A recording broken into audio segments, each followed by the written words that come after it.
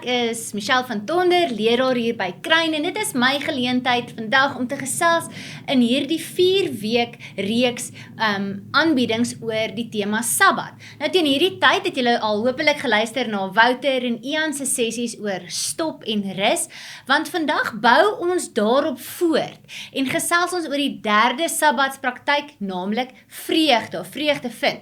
Die eerste 2 sessies fokus op dinge wat ons moet doen, sodat ons die volgende 2 aspekte van Sabbat kan beleef. Stop en rus is nodig, sodat ons die ware diepte van vreugde en aanbidding kan beleef.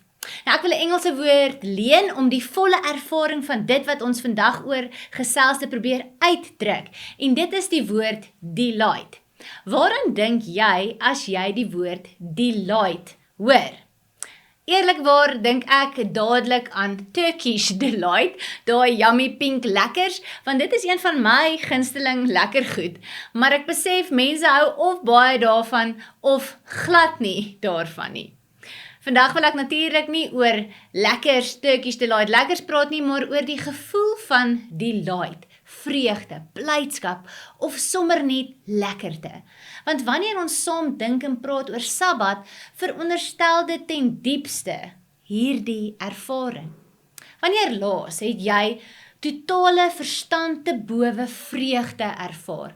Iets wat jou amper net jou asem laat uitblaas en sê, "Sjoe, dit was nou goed, lekker, mooi, spesiaal."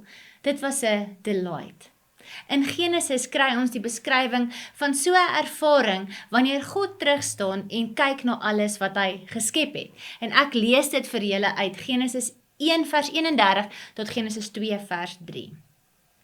Toe het God gekyk na alles wat hy gemaak het en dit was baie goed. Dit het aand geword en dit het môre geword. Dit was die 6de dag.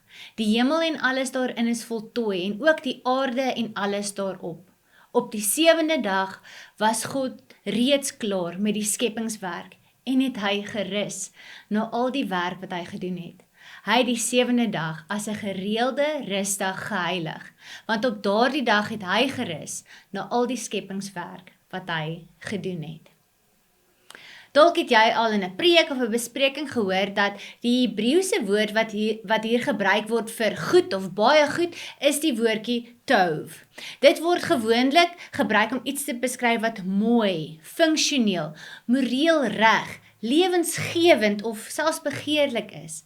Dit dui op 'n hoë kwaliteit en in die Bybelse konteks beteken dit dat iets sy doel vervul het waarvoor dit geskep is. Die uitdaging waarmee ons vandag sit is dat as ons nou kyk na ons wêreld, is dit soms vir ons baie moeilik om te kan sê, "Wow, dit is nou goed, dit is mooi, dit funksioneer goed, dit is moreel reg, dit is lewensgewend, dit bring vir my vreugde."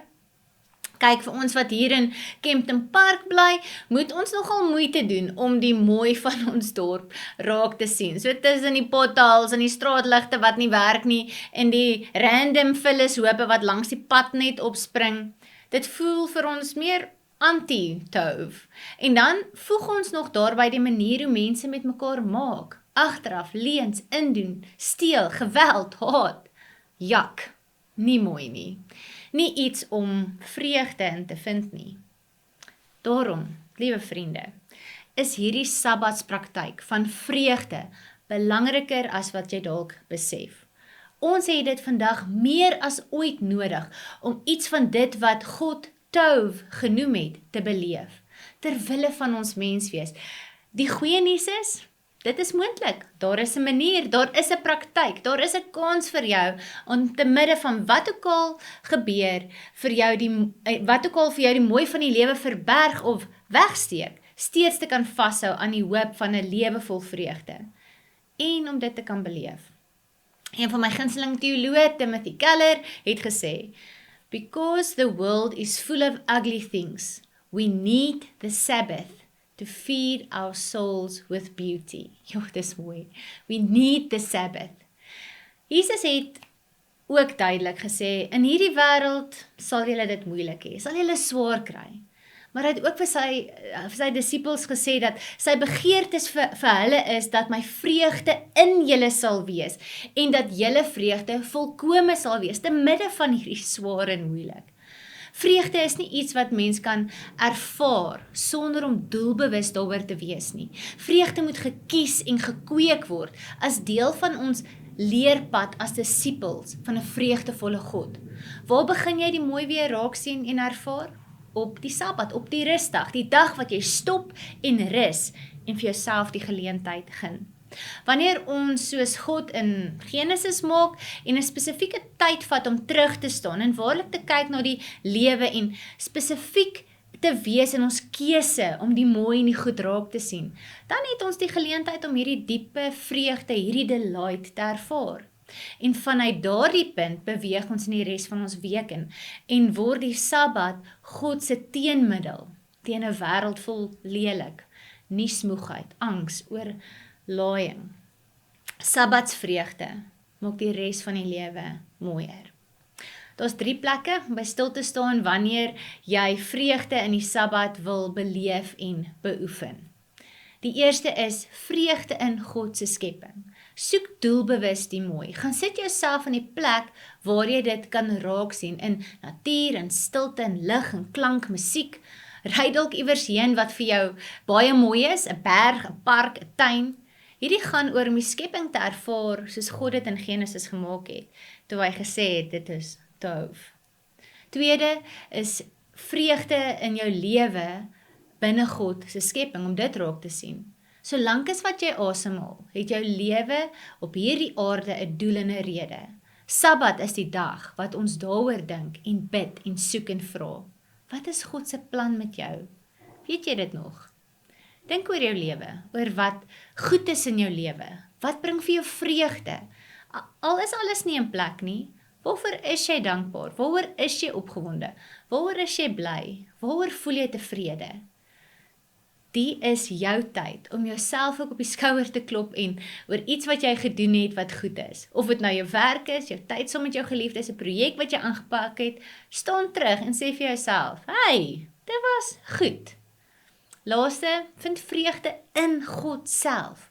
As ons praat en dink oor ons verhouding met God, dan dink ons maklik dit gaan oor om te glo in God, om gehoorsaam te wees aan God, selfs om God te vrees. Maar om vreugde in hom te vind, kom nie dadelik by ons op nie. Tog sê die Bybel vir ons, vind vreugde in die Here. Hoe lyk dit?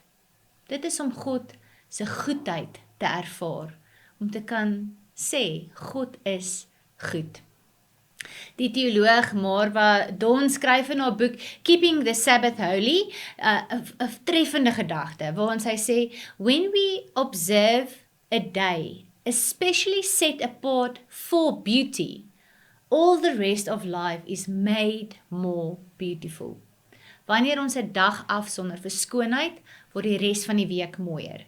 Dis nie net 'n lekker dag nie, dit verander hoe jy die res van die week leef.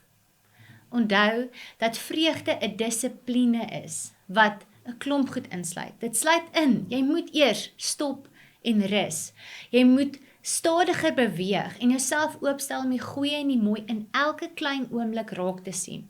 Stel vir jouself grense in die week en op jou rusdag, sodat jy die geleentheid kan hê en kan benut om ware vreugde te ervaar.